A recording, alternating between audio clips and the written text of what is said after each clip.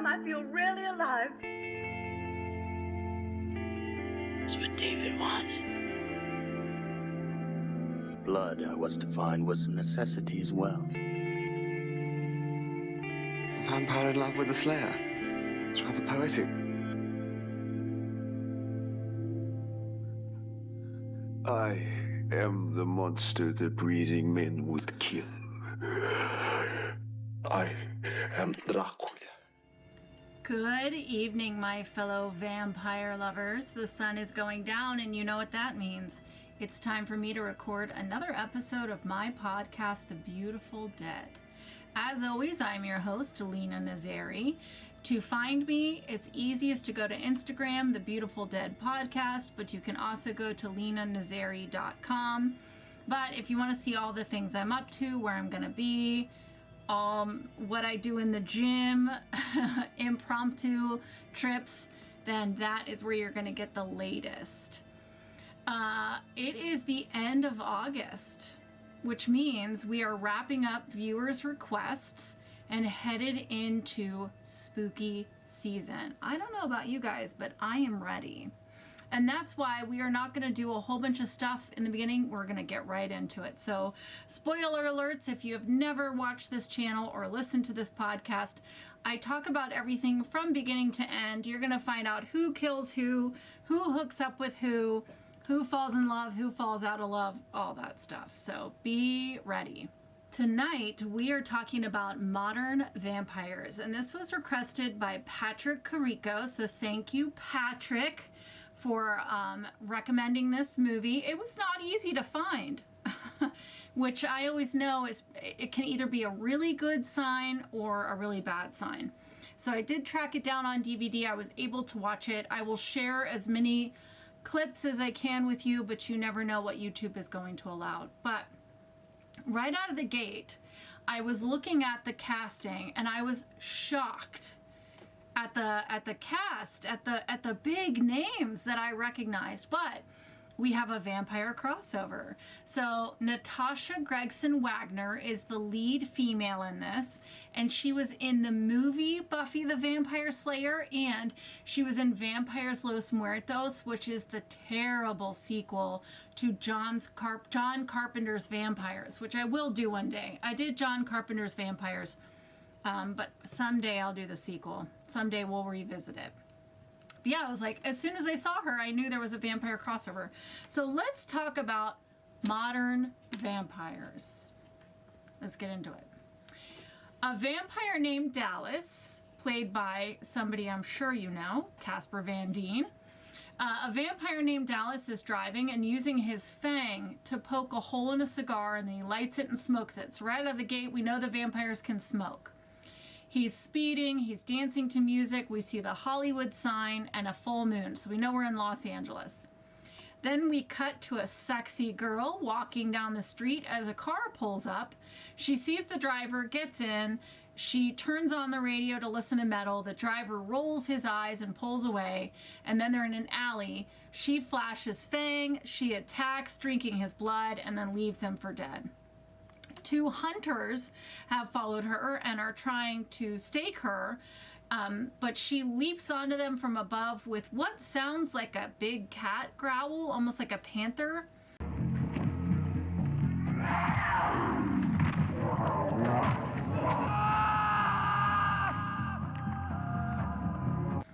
And I guess she kills them, because then we just see her walking away with no blood or anything on her. So it was like a weird cut.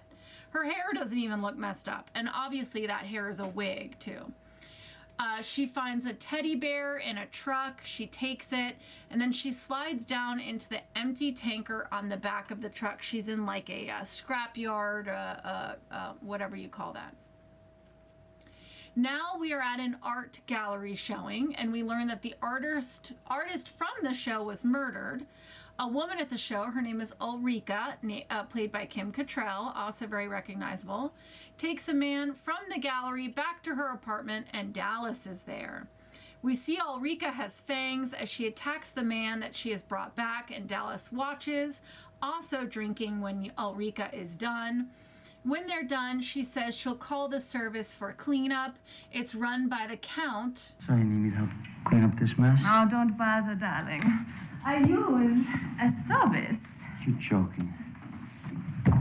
It's run by the Count. So I immediately was like, oh no. It's run by the Count, who apparently does not like Dallas. And don't worry, we will find out why. And then she checks out her fangs in a mirror, so we know she has a reflection. Ulrika explains there's a new lady vampire in town who is posing as a prostitute and killing people. They call her the Hollywood Slasher, and the Count wants her caught since it's drawing attention to the vampires. Now we cut to this girl feeding again. A car pulls up on her to talk to her, but she vomits up all the blood she just drank in the car, so they speed away. And they never explain why this blood makes her sick, but she's feeding on somebody who looks like is maybe not living a good lifestyle, so maybe drugs or alcohol, or he's sick. I don't know, they never explain it. Now we see a man played by Rod Steiger, who I will always think of as the priest in Amityville who goes in and gets attacked by the flies and is told to get out.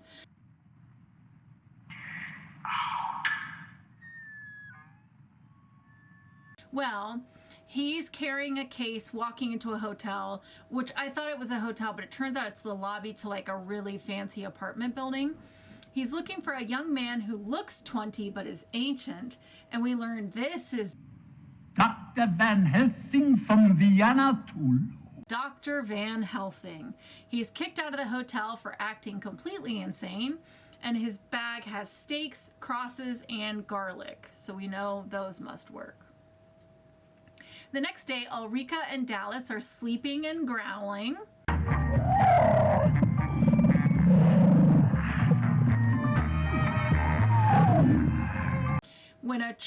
When the trunk that they put their victim in from the previous night is picked up from outside the house and taken away, so that must be the service that the Count runs.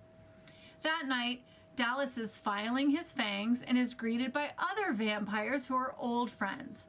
So we have the man who was hosting the art show the previous night, that's Richard, his partner, who was turned when she was pregnant, so she's been pregnant for 115 years, and the baby is kicking, so apparently it's just like an immortal fetus forever.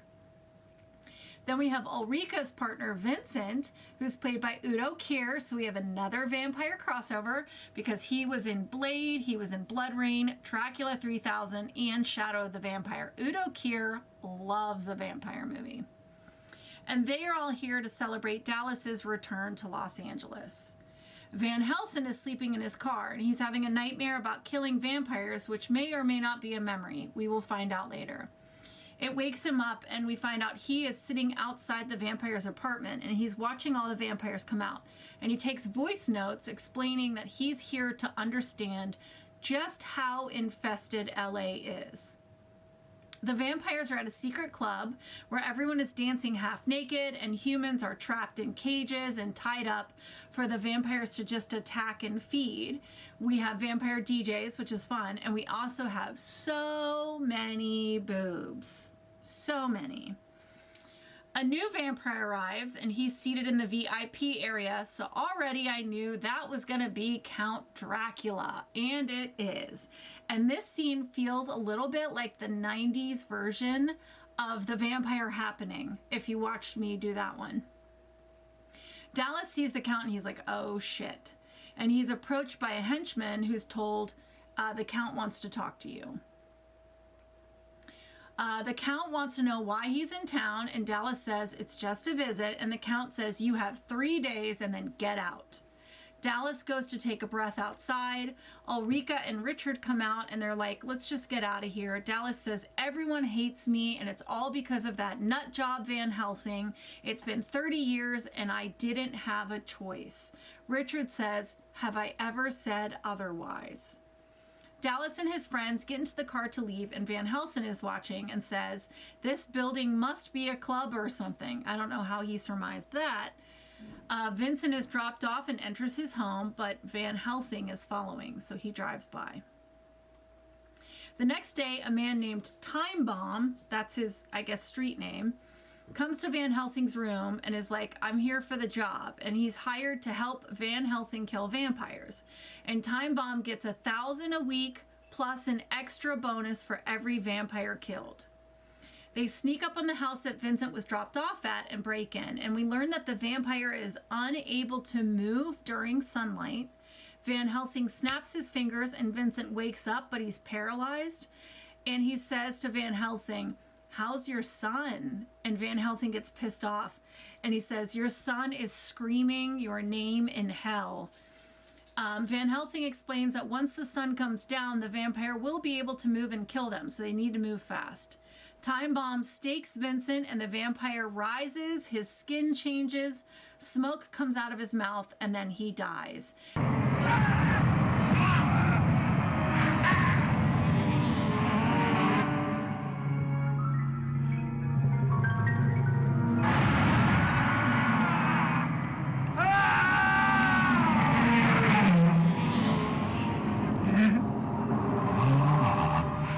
You in hell.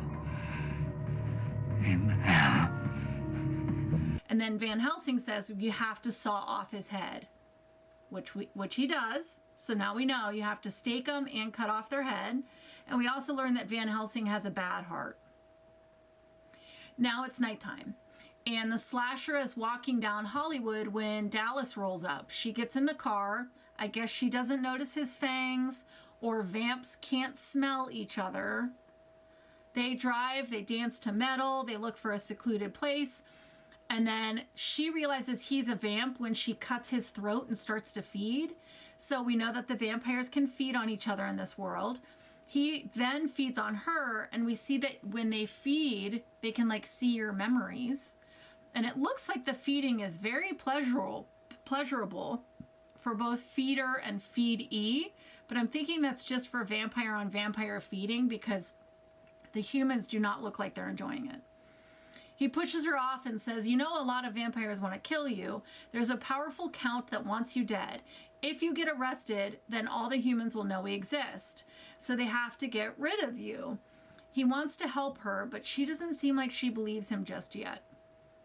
At the motel, Van Helsing explains that his son was crippled and a vampire told him, you'll walk again if I turn you. So Van Helsing's son agreed. His mother tried to hide it from his father, but Van Helsing followed his wife to the mausoleum where she was visiting her son each night. Van Helsing staked his own son as his son Hans cried for his mother. Then Van Helsing's wife killed herself from grief. So the vampire who turned his son is in LA and Van Helsing is there to kill him.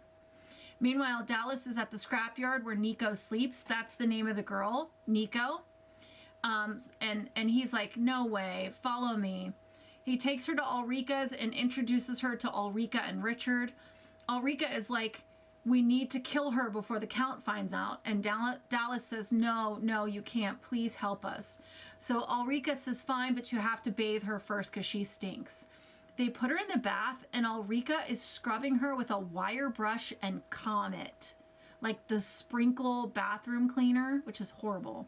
They check her fangs and they say she's about 25. So we know that the older you get, the bigger your fangs get. And we also see that Dallas has 2 sharp fangs on each side.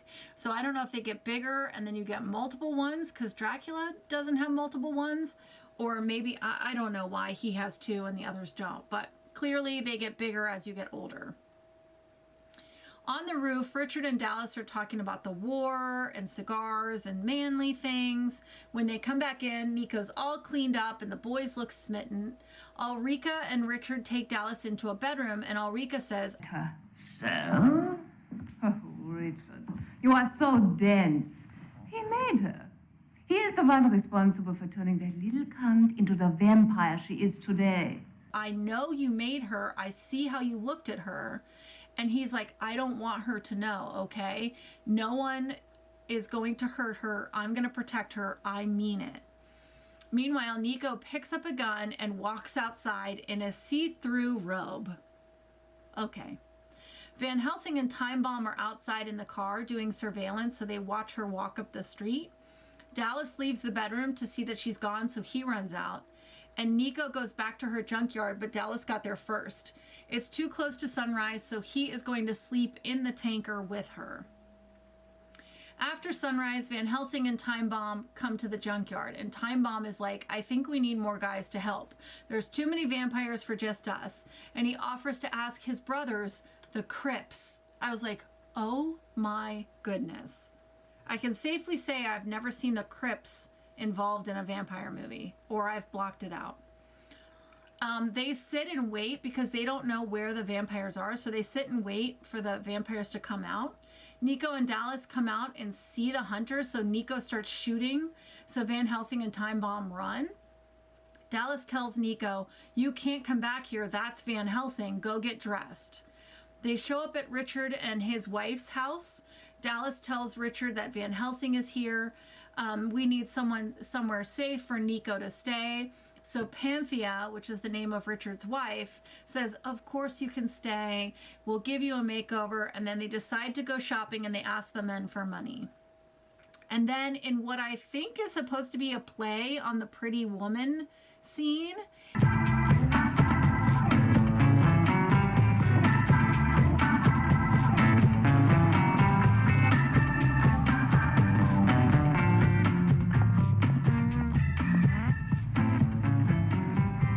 they shop.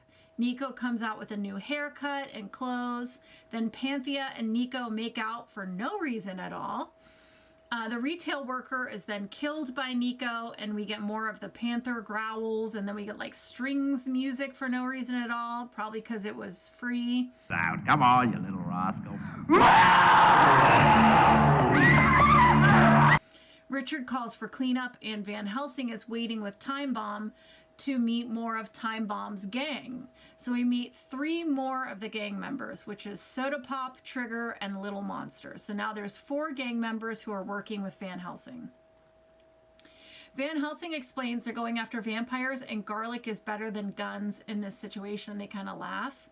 As they drive to find vampires, they're pulled over and asked to get out of the vehicle by the police. So silly.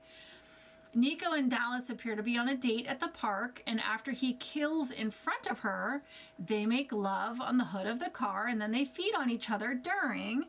We see again, Dallas has 2 sharp canines in each side, instead of the 2 small sharp canines total that Nico has, and I'm not sure why. At a local cafe, Richard and Panthea are talking to a young man named Alan. In the bathroom, Nico washes her face when a woman named Rachel comes out, also played by somebody very recognizable, Natasha Lyonne. The girls talk and they exchange numbers. Then as the vampires leave the bar with Alan, a limo is parked outside and the Count gets out. Instead of playing it cool, Nico runs her mouth and tells the Count that she is the Hollywood slasher. I don't know why.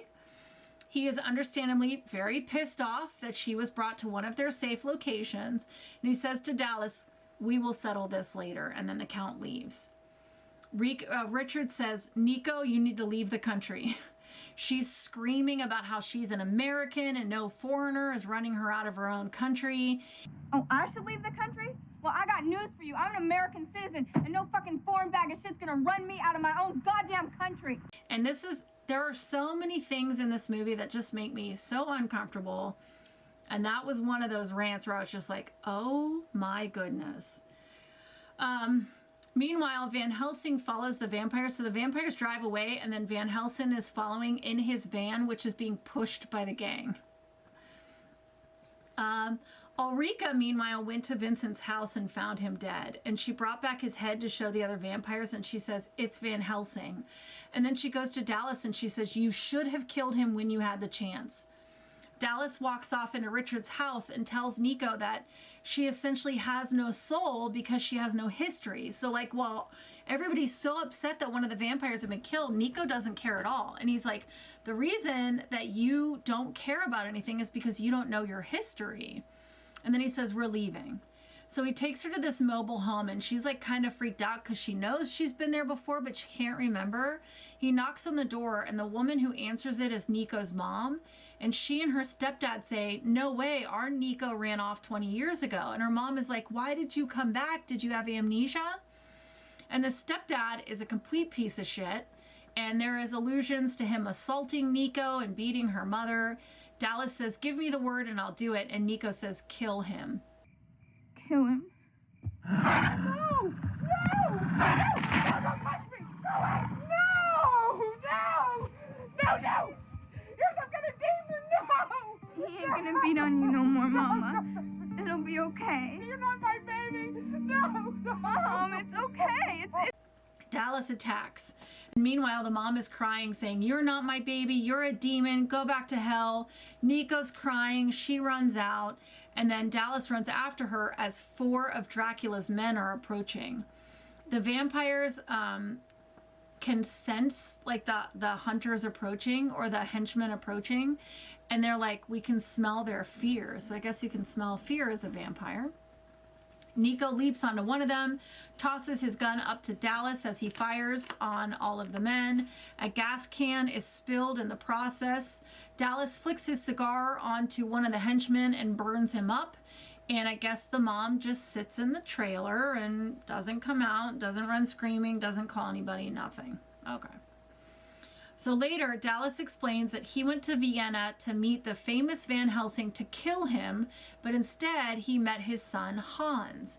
Dallas and Van Helsing's son became friends, and Dallas couldn't bring himself to kill Van Helsing because of his friendship with Hans. Hans had a genetic disorder that was fatal, so Dallas gave him a choice, and Hans chose vampirism. And Dallas thought that seeing his son turned would change Van Helsing's mind, but instead Van Helsing just staked his own son. Now we see the vampires, Panthea and Richard, are in their home, and they have a girl tied up, and they're injecting heroin into her as they perform a blood transfusion. So I guess getting the blood high makes the vampires high. The girl from the bathroom, Rachel, calls Nico, who is very excited to have a friend, and invites Rachel over. So Rachel pulls up, and Nico gets into the car and kisses her. Meanwhile, Dallas is visiting the Count and says, what do I need to do to get you to leave the girl alone? She's young. I can teach her. And the Count says, I don't want her to learn. I want her dead. Bring her to me, or I will kill you and everyone you love. So now we see Nico and Rachel hanging out with some very stupid kids as they huff paint. Nico does it and it works on her. So I guess the vampires can smoke cigars, inject heroin, and also huff paint. Van Helsing and his gang are driving around. They have clothes of garlic around them. They have crosses. And Van Helsing is telling them that the vampires are real, but only Time Bomb has actually seen it, so his friends don't believe yet. They get out of the van and head into the vampire's house, and Richard is attacked. Richard attacks, but then he's staked. Same thing. Panthea attacks, then she's next. Then Ulrika is tied down to the bed with garlic, and then she shifts into this like full bat creature, and she's screaming, fuck me, and they do it. Boys, see what you can do. Come on, I'm waiting for you. Come on, let me see your sticky do. Is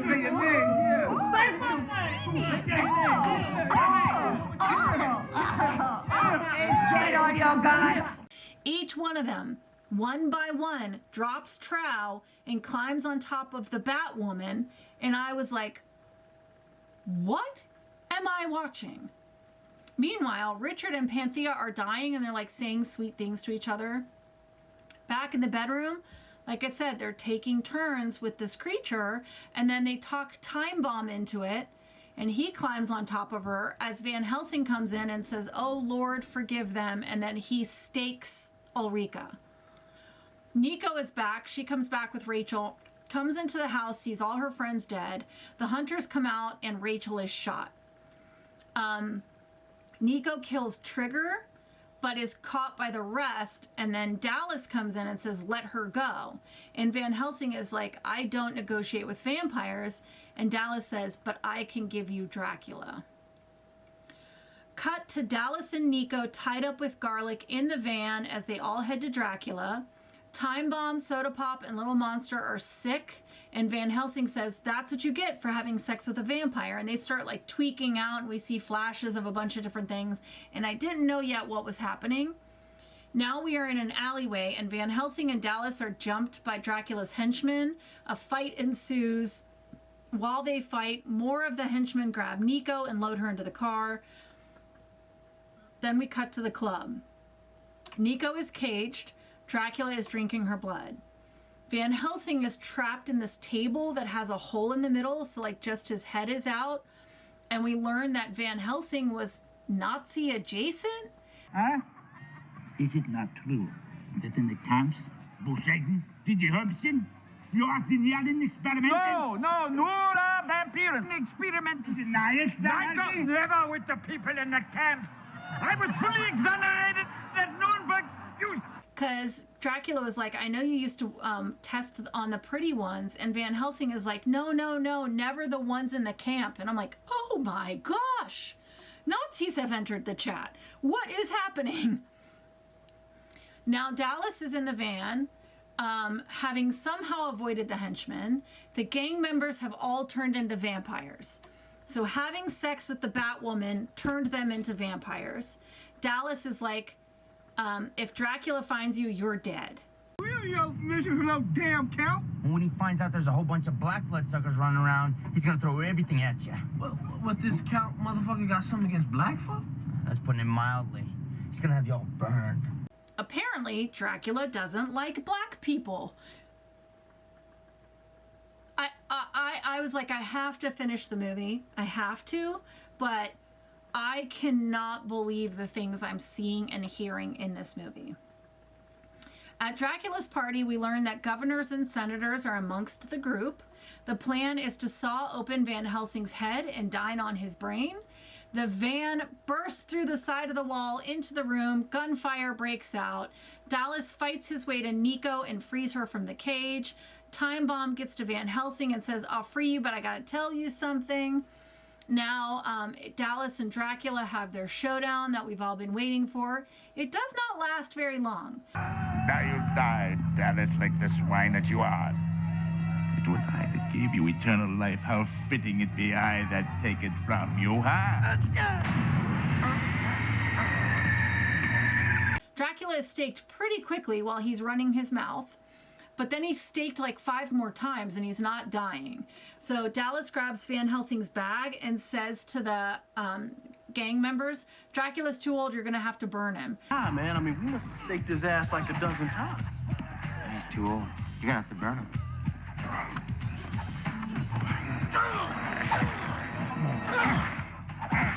All right, burn him, cut off his head, blow out his brain.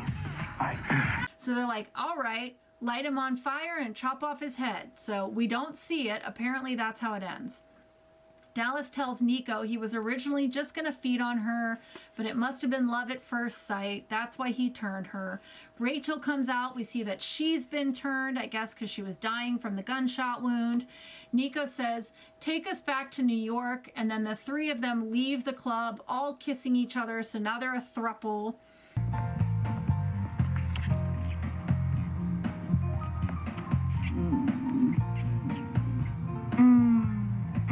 And then we see Van Helsing screaming to be let out of the table. And then it cuts to him like shuffling down this alleyway. We just see him from behind in this like nightgown. And he's like babbling and he's crying. And the police pull up to see if he's okay. And he turns and he has fangs. They turn him into a vampire and then abandon him. And that is credits.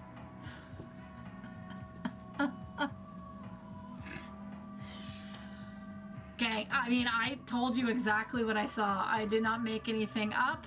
I barely cut anything out. Like, this is what I just watched. So, let's talk about it. Tropes I love and tropes I hate.